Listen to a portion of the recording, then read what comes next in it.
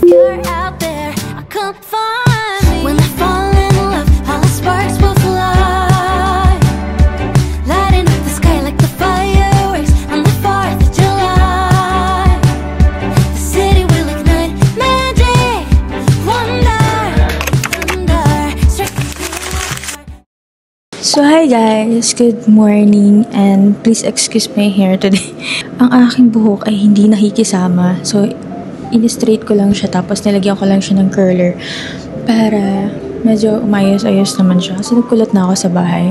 So nito na ako ngayon sa pwesto ko and black coffee tayo today kasi dami akong dapat gawin. Parang hindi kaya ng matcha yung mga dapat kong gawin today. At sana masave niya ako for the whole day na hindi ako inaantok or something. Anyway, yun nga, naputol tayo dun sa intro ko dun sa pantry kasi nga may dumating. So medyo nahiya na naman ako. Yun yung problema ko. Like, gumawa ako ng vlog pero mahihain ako kapag may nakakakita sa akin nag-vlog. Like, girl, alam mo, nakwento ko yan sa boyfriend ko. Sabi ko sa kanya, parang kailangan kong mag-solo date para ma-overcome ko yung social anxiety ko. So, I'm planning to do a solo date vlog. I don't know when, pero may mga pinlat na kasi akong vacation leave for this month. Kasi ito na yung last month na inaalaw kami mag-leave. Kasi December is basically a busy month talaga. So, hindi kami pwede mag-leave ng December. And I'm trying to be active on YouTube again. Kasi parang hinahanap ko yung spark na mag-upload ulit ng videos ng madalas. Kasi you guys follow me or subscribe or you watch me before pa. Parang last year lang naman ako nag-start. Or if napapanood niya na ako last year pa, every week akong nag-upload ng vlog and hindi ko alam kung paano ko yung nakakaya.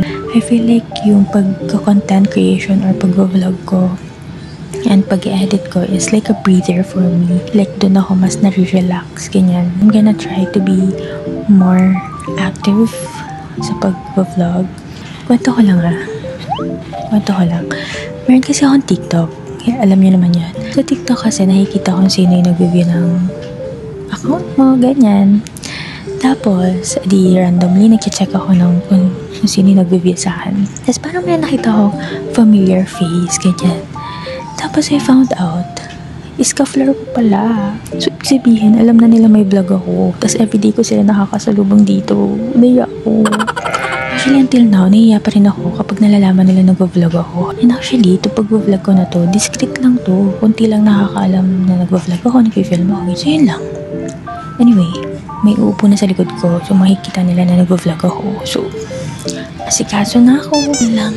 See you guys later. Bye.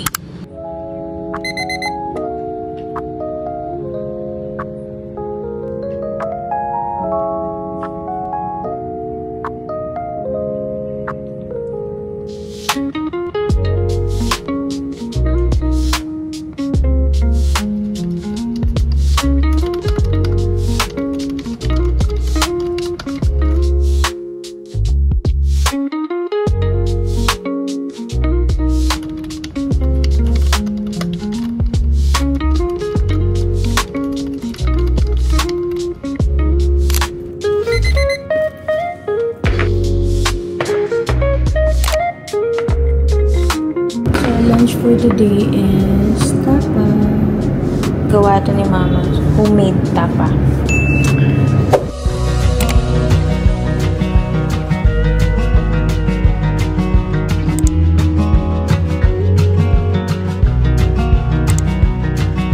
Another fair relationship. Guess it's back to situationships. Till this old dying soul feels half alive.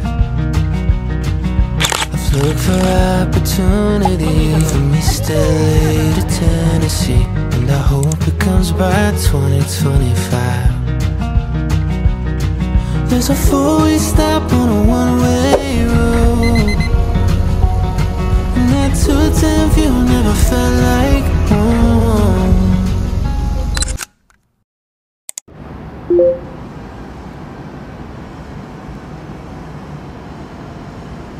Hey guys, good morning. So, Kakarating ko lang, as usual. Ito talaga, bida sa lahat. Esikaso lang ako, and again, black coffee. Kasi, alam niyo na yun, marami tayong dapat gawin today. Nagkulat na rin pala ako sa bahay. Ano lang yan? Yung plancha, yung parang igaganon mo lang siya. Basta paloob, tapos dahil nakamotor nga kami, ginagawa ko siyang bun, tapos, yun na. The whole day, ganyan na siya. Anyway, mag-aasikaso na ako. Good luck for today. Yeah. See you guys later.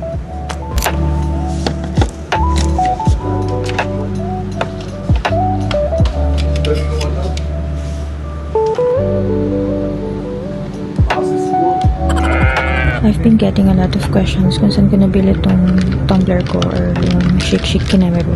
It's from Lock and Lock, guys. And it's leak-proof. Hindi siya natatapon kahit saan mo siya lagay.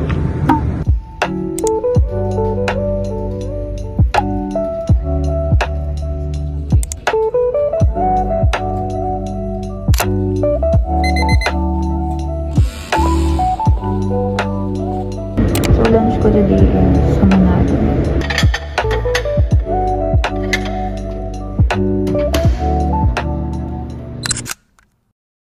So, today is a Friday and rest day ko today. Pupunta tayo ngayon sa Antipolo kasi meron akong gustong itry na matcha slow bar.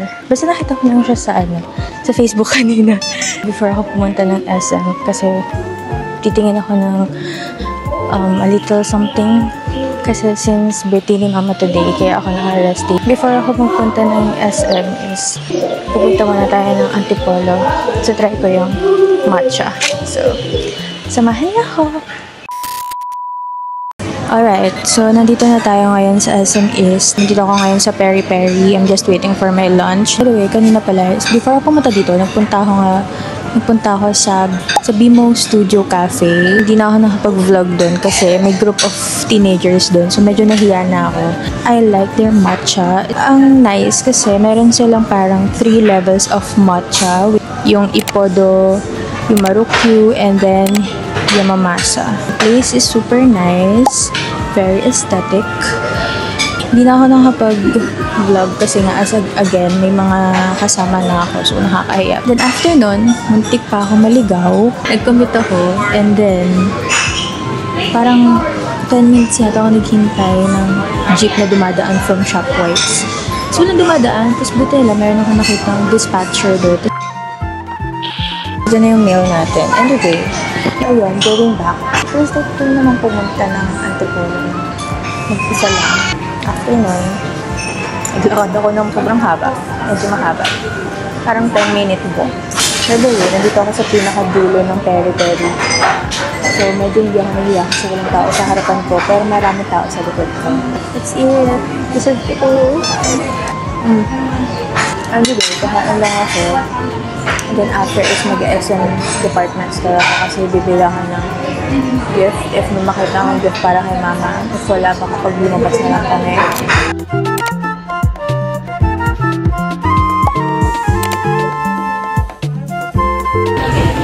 Okay guys, I got the gift. This weather always makes me think about it all. The woman across me, she's wearing a trench coat, a bouquet of roses. I wonder what they're for. A candlelit dinner, a date in the bar, a night at the theater, or love in the dark. I don't know where she's going. I don't even know her name. I don't know if her life's been a breeze or what. Alright guys, so nandito tayo ngayon sa Lagom Cafe. Today is a Saturday. Ayan. Ewan ko kung naririnig nyo kasi katabi lang namin yung kalsada. So, talagang maririnig nyo yung mga kalsada na madaan dito. But anyway, kasi kaninang morning, nag-crave ako ng crepe. Ito lang yung parang malapit sa amin na alam kong nagtitinda ng crepe. I'm so excited! Diba, kahapon na kwento ko, nag-solo date ako.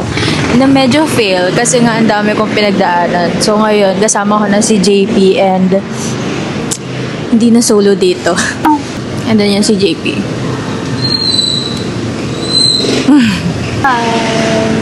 Hi.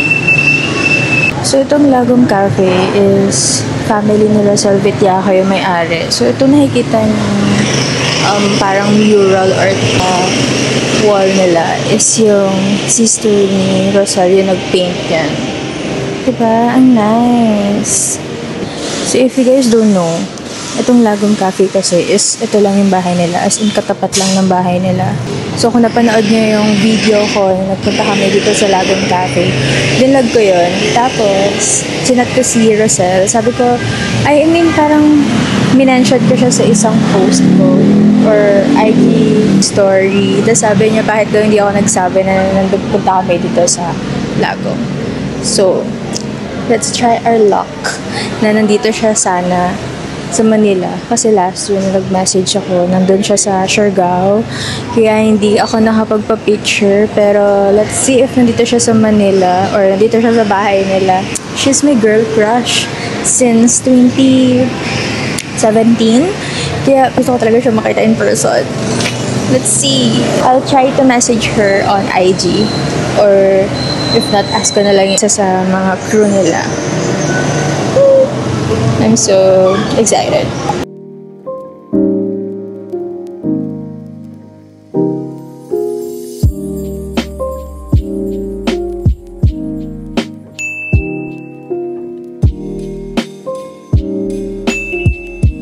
In-order namin is matcha and ano to, love?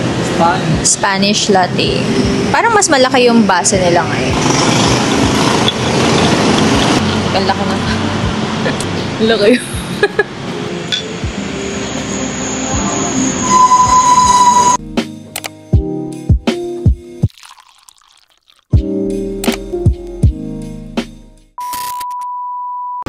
Guys, kausap ko si Rosel Bitiaco. Hindi namin siya naabutan kasi kakaalis lang nila. Kasi try natin tong leche crepe.